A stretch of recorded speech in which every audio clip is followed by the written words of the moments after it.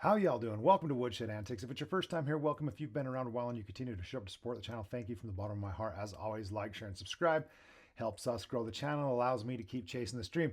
So today we're talking about the bear, the eagle, and the owl carving in potato, which we did with a regular kitchen knife. If you haven't seen those videos, they're linked here on the side. Click on one of those, go watch. If you've watched them and you're ready to take the next step, you know this video is about the tools needed to carve in wood the bear, the eagle, and the owl. We're going to do two series. This first is going to be power carved. So we're talking about Dremel Foredom. Those are two rotary tools that we're going to use to perform the task to carve in wood the bear, the eagle, and the owl. We'll put those in three separate videos, but this is what I would recommend, the bare minimum tools that you have to be able to perform that next task. So we have two real categories when we talk about tools, and that is the budget-friendly tools and the buy once, cry once tools. I subscribe to both methodologies. It just depends on the tool I'm buying. Sometimes budget dictates what we buy. So if that's the case, the bare minimums, and if you can make it work with other things you've got laying around, other tools that you have in your shop, great. You just got to be creative about how to do that. At a minimum, I would recommend a Dremel. So just a regular rotary Dremel with a variable speed switch and one of these little, this is a little chuck that screws in the top. And if you can swing it, a foot pedal for that chuck.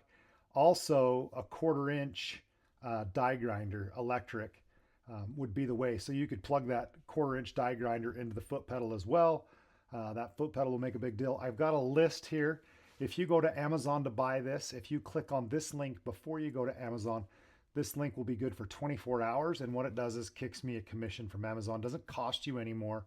If you were going to buy bread or milk from Amazon for some reason, or chapstick, and you wanted to support the channel, I'm an Amazon affiliate. So if you come here first, click on my link to go buy whatever purchase you have, they'll kick me a commission off that. It's usually a couple percent of whatever you buy. So if you're thinking of us and thinking of us at the channel, it's a good way to help support. Click on our Amazon link to go get that stuff. You don't have to buy this stuff from Amazon. I'd appreciate it if you find a better deal somewhere else. I understand. Side of this, the buy once, cry once side, you're going to see a Foredom listed. Now the Foredom is a flex shaft rotary grinder. It has, I have a couple of them hanging here. Let's see if I can grab this one without banging the camera. It has a hand piece on it. This one right now has a big sander. I have 4 or 5 of these. They have different sized chucks. They'll run the 1/4 inch burrs right down to the 1/8 inch burrs. You just put whatever collet you need on the inside. By having 4 or 5 of these, you can see I can stack my bits. I can easily, while I'm in the middle of carving, pop this off and pop another rotary head on and keep working. Whereas if you're using the Dremel tool, you're stopping, you're taking this apart, pulling the burr out, putting the other burr in. This will only run the 1/8 inch and the 3/32, the smaller of the bits, and you have to change collets each time you do that. That's why this drill chuck really comes in handy. The other thing with the variable speed is you can adjust it by the variable speed handle, and you can have that set at one speed. It's really nice to hit that foot pedal to control your speed.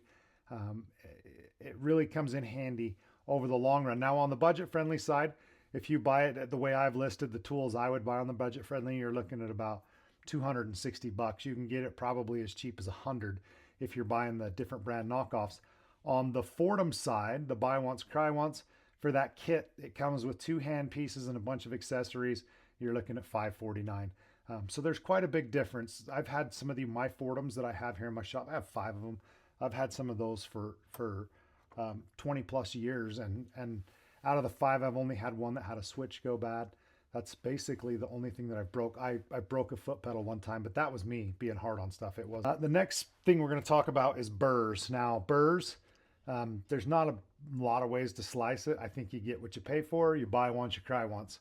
I would recommend, there's 3 companies really that make burrs that I know of that are reputable. And they're all pretty much the same. They're all 3 made in America. I have one brand I particularly like. I'm not going to name them by name right now. You might see them here as an Easter egg in the video down at the bottom. Those are the ones that I prefer to use, but I have all of them. The thing about the burrs is some of the brands you might pay $25 or $29 a burr. and other brands might be a little cheaper, more expensive. Some of them are coated. You can see the color on this one coats it, so they're easier to clean. But in the long run, if you're buying these structured tungsten carbide cutters, they come in different grits. I've had some of these as well for 20 plus years, and they're still in service. They're a really great product.